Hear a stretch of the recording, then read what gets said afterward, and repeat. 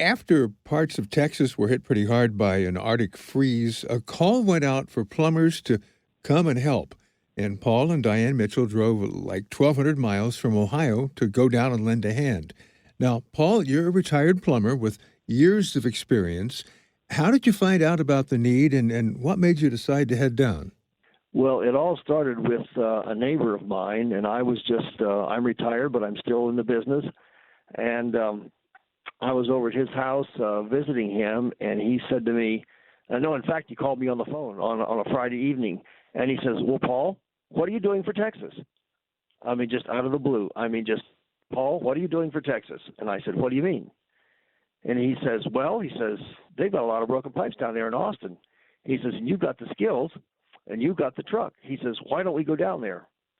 And I thought, well, you just don't drive into the state and say, here I am to help you.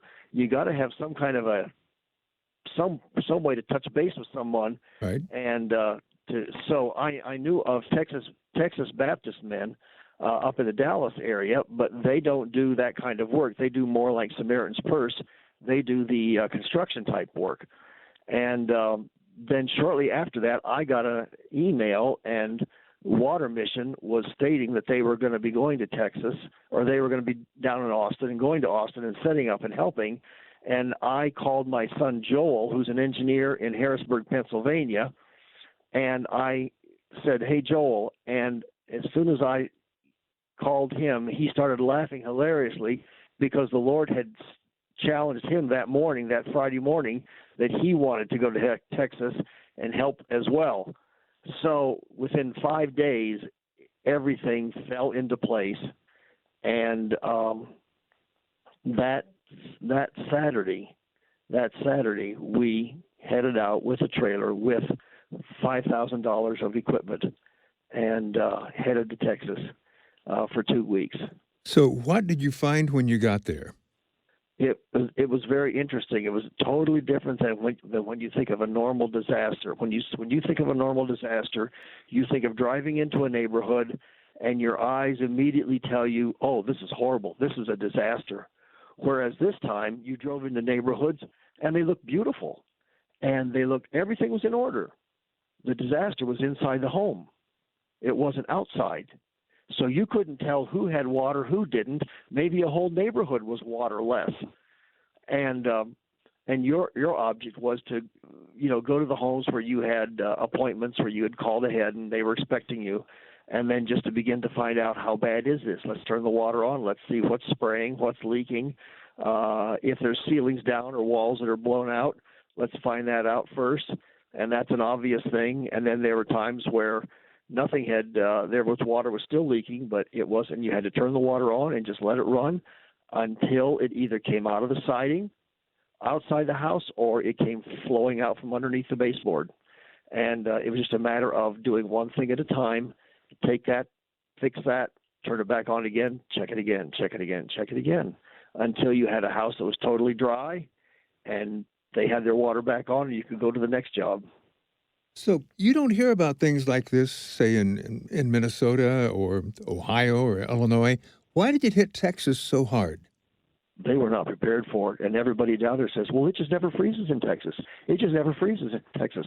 And it was a double whammy because it froze and the power went out. If the power would have stayed on, they could have kept heat in their homes. The impact wouldn't have been as severe. We did find out in going under a number of homes that were up off the ground on piers, like mobile homes or homes that were on piers, that they had problems in the past because what they did was when pipes burst, they just cut them out, left them on the ground, and put new pipes in. So we were crawling over old pipes, plastic pipes, metal pipes, that kind of stuff that had been cut out, left there, and, we were repairing again. So they had that in the past, but never as catastrophically as this time because it was the double whammy of the freezing and the power out. Were the people appreciative you came to help, the homeowners and so forth? Oh, my, yeah. Very, very appreciative. There were those that we worked with who were believers. We were able to pray with them. We were able to pray with a number of folks, even who were not believers. Just tremendous appreciation and thanks.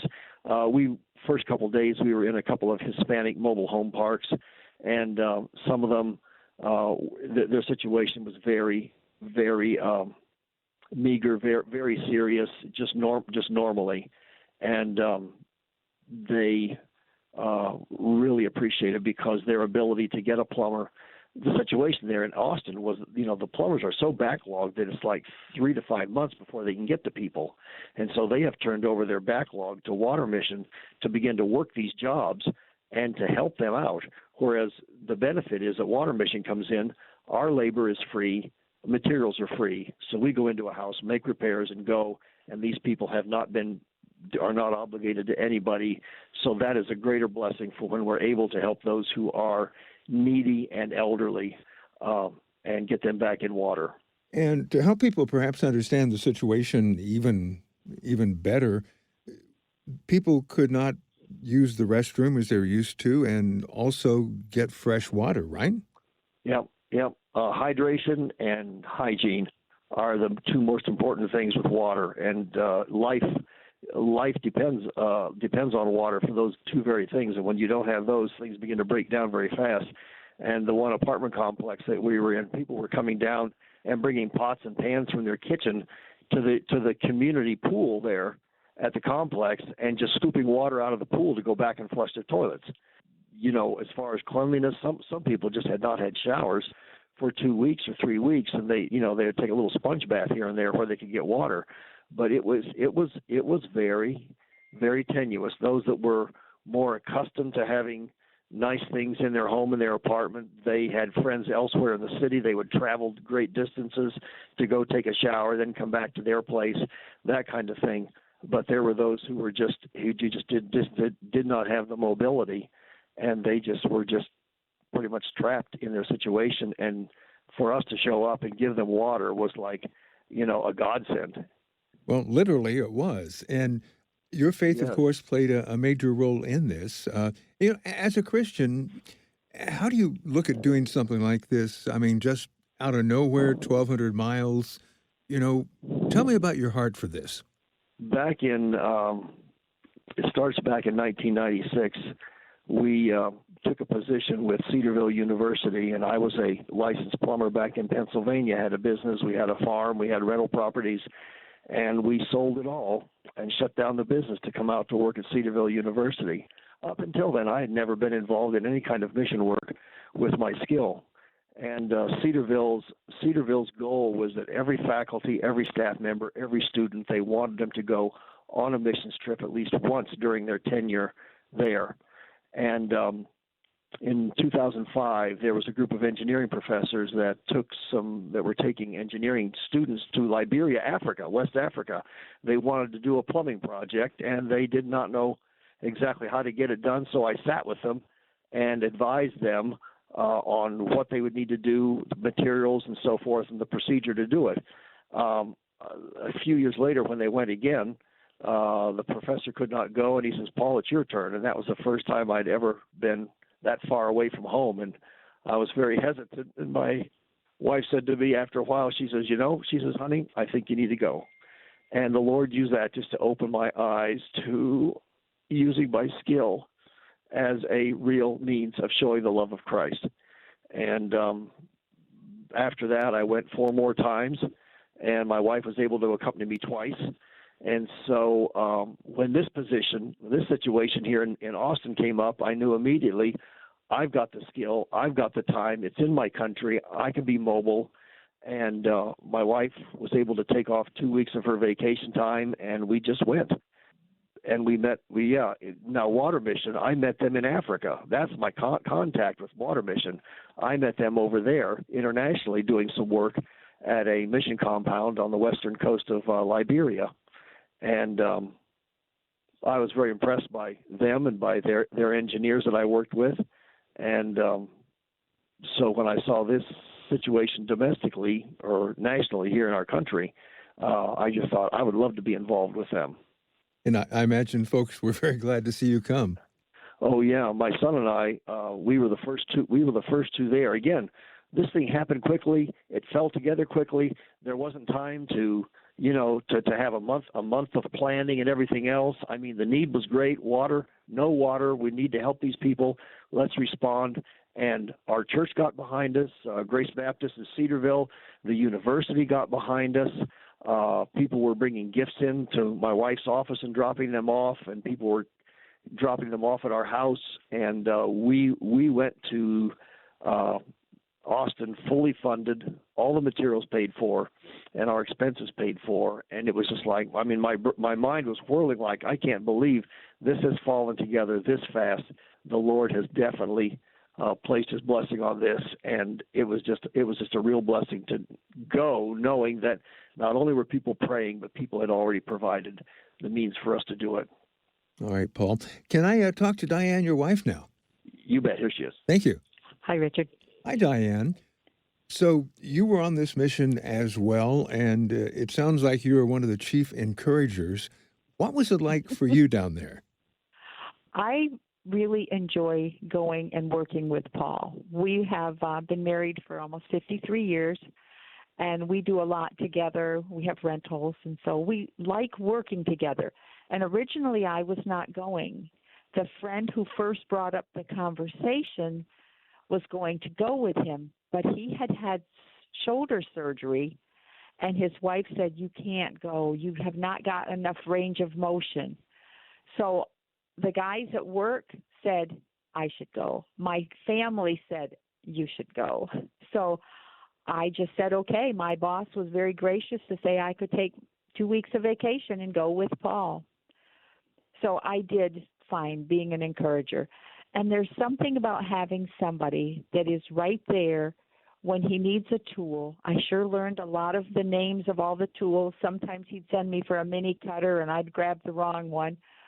But just to have somebody, or when the guys were under the trailers, that you would be listening, because they would be watching and somebody else would turn the water back on, but you can't hear.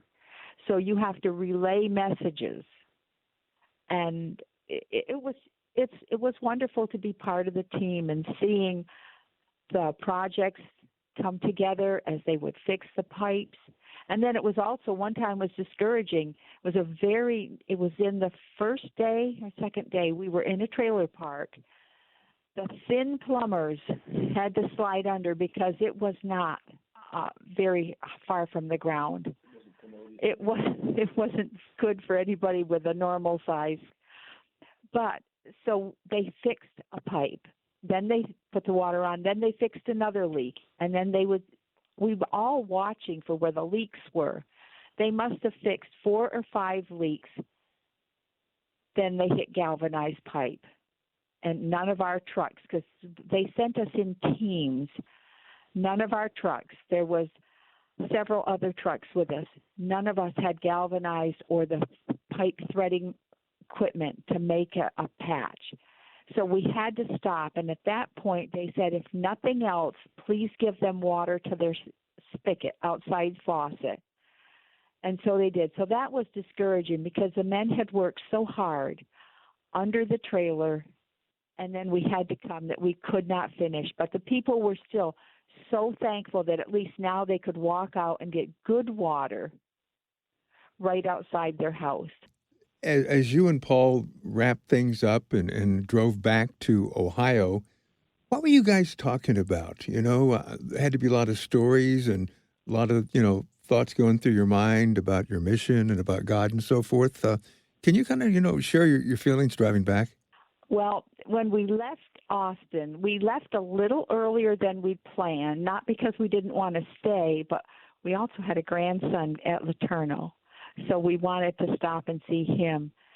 And it was his father who had joined us for the very first week. And we shared a lot, even with him, of how the Lord blessed, that people just seemed to appreciate so much. And we did talk about meeting so many people. And we got to pray with anyone that we asked. They wanted us to pray with them, and we would reach out and hold their hands. And it was just so special how God has His people. And sometimes we know we may be only planting a seed, showing love, but we're doing it in Jesus' name. And it was a blessing to have been there and to just be with people that seemed so needy, because you walk in somebody's house